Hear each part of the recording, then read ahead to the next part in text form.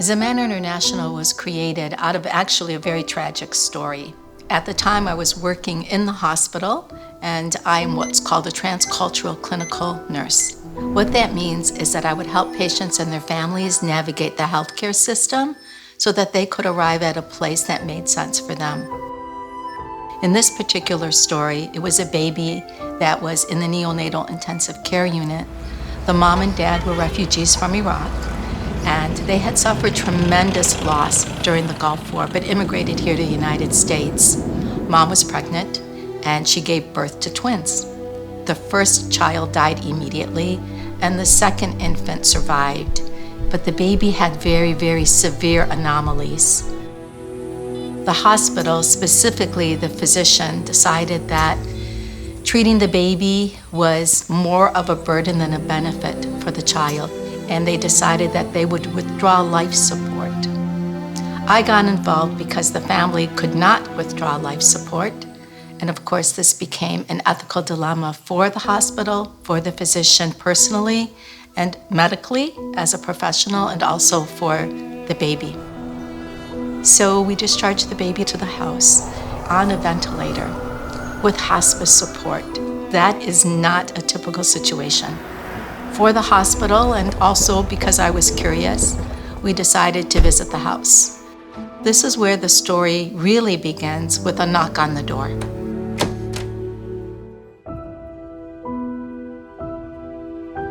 When I went into the house, and the house was completely bare, except for an area rug, I just assumed, like anyone else would, that they were moving in. But after a few minutes in the house, I realized that wasn't the case at all. This was a family who was really living with nothing. They took me into the kitchen area, and there I saw a white styrofoam cooler, and in there they had ice, of course, and the baby formula. There was no refrigerator. I observed that there was really no pots or pans. When I asked to see the baby was actually in a white laundry basket. My heart was conflicted. Did we make the right decision to bring this baby home?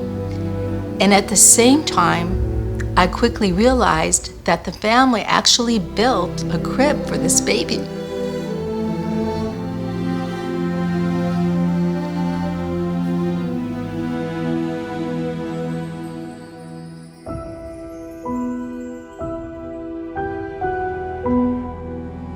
For them, this was a gift. We had given them the gift of allowing their baby to leave this earth in a way that they could live with. But it was that change, that pivotal moment where you move from something that was tragic to something that was actually very resilient and very beautiful. And that just changed my focus completely.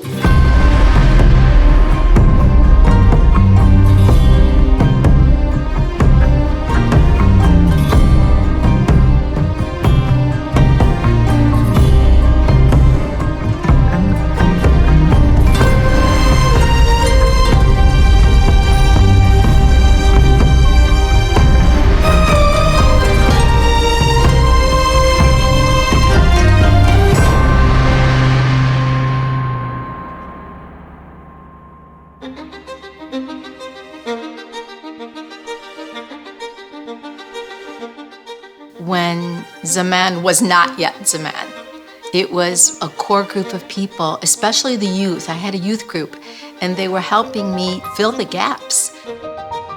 What we did was borrow from Peter to pay Paul. If someone needed a refrigerator, we would just ask for a refrigerator, a stove. We realized that people didn't have the food that they needed, so we began having food drives. I began to see that there were a couple of arteries growing.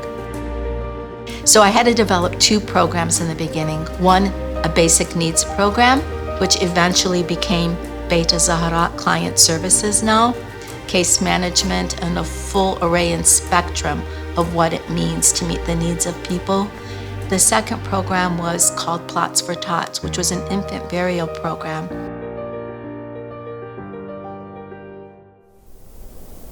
Initially starting with Plots for Tots was probably not only powerful personally, but powerful for people to understand that there are children out there that are born or not born yet that need a burial. We purchased 250 plots at a local cemetery to be able to offer to those that could not afford. It seemed essential. It was a no-brainer. And then from that really came with who are we going to be helping?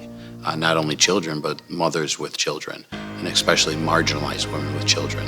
A Zaman client is a mother who is often abandoned, abused, divorced, widowed, whatever her circumstances are, that find her alone in the world. Oftentimes with 3 to 4 children living in extreme poverty, below $15,000 a year here in the United States of America.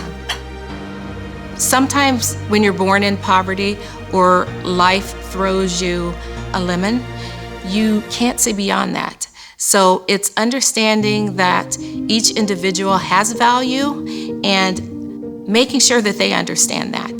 That can only be done with compassion, with gentleness, with kindness. Once that's achieved, then I think you could work together toward realizing hope with that individual. What we know about poverty is that when people knock on your door, you have to be ready to catch them where they are. So having this understanding of a holistic approach and finding a physical building that can encompass all of the programs that we knew we wanted to have was a great moment. Partially growing the organization involves many decisions that could affect future growth and stability and sustainability to the organization, such as, getting into the new facility, the Hope and Humanities facility in 2016, which really gave us the opportunity to grow. We raised the flag, the Zaman flag, and hundreds of people were present. I think we then understood the gravity of what we had created, and we knew in that moment there was no going back.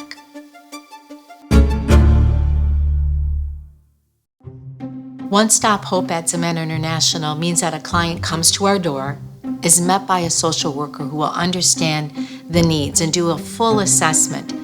It could be hunger, it could be homelessness, it could be any number of things. Once that crisis is managed, then a door can be opened to what we call here the client corridor. And client corridor is a place where education happens, client services happen, vocational training, and the ability to become what we call self-actualized. What we understand at Zaman is that if this mother falls, 3 or 4 children are falling with her. And that's unacceptable here at this organization. Having lived my own lived experience as a single mother, there's no decision that I will bring to the conversation or engage in with my fellow board members that doesn't always get centered around the client and the impact it'll have on their lives. When we started, we very much were reacting in the moment to what a client needed. Food pantry, emergency needs. As we grew, we recognized that our clients needed more. We listened to our clients. Between 1996 and 2004, it was my van, the youth group, the community, and just really the power of galvanizing people for good.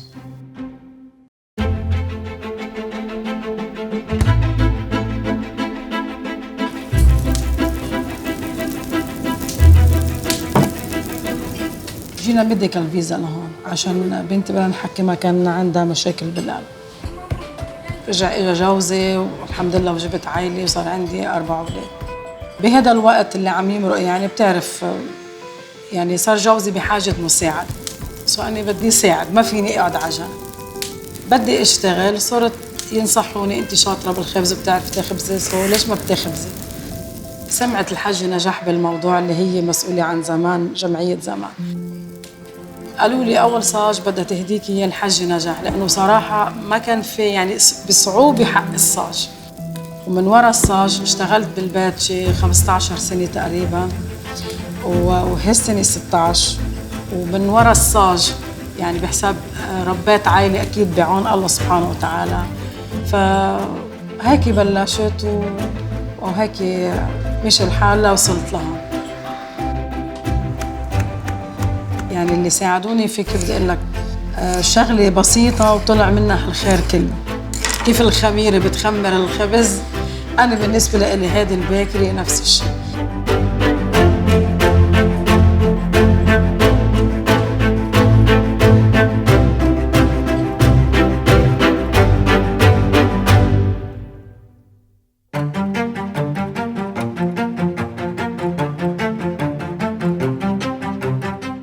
we realized that they still wanted more, we were able to build out our workforce development program and our apprenticeship program. And now our clients are success stories in themselves because they are now going out and able to work and be entrepreneurs and give back and one day be the same for somebody else who might have been in their situation. I thought I was gonna lose my mom. She was misdiagnosed with cancer, and I felt because who we are and where we come from, her medical was treated differently. The doctor was wrong. She never had cancer, so I had to advocate for her, but also be a mother to my children. So that was very hard for me. I learned about Zaman at a state of Michigan building facility. There was a flyer. I was in a very emotional state, so I needed an outlet that was something for me, something that I enjoyed doing, but something that would strengthen my mental health.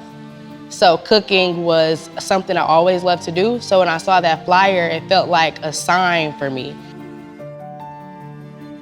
When we did the meals together, that made me feel very supported. In the kitchen, when we cook, sometimes like today, I would cry because I didn't know how things were gonna go. We talk, we laugh, we talk about our children, we share our highs, we share our lows, and what we can do to help one another. But while we're doing that, we're in the kitchen together cooking. I came in, like I said, very fragile, very vulnerable, but I feel like I left very strong, very confident. Zaman operates very much on the principles of risk management to always keep our eyes on what's coming around the corner. As much as possible, we want to remove reacting to situations, but instead be positioned to proactively have solutions for the circumstances that our clients and our communities are facing. Being transparent to those that were donors, being transparent for the clients walking through the door. You know, how clients are handled are those that are on the ground every day, and they do it in a dignified way. And the data that brings transparency to us to make better decisions, to continue to serve and serve more, has been paramount in our success. In addition, having a board of directors, a finance and an audit committee to help us manage our financials was a huge achievement.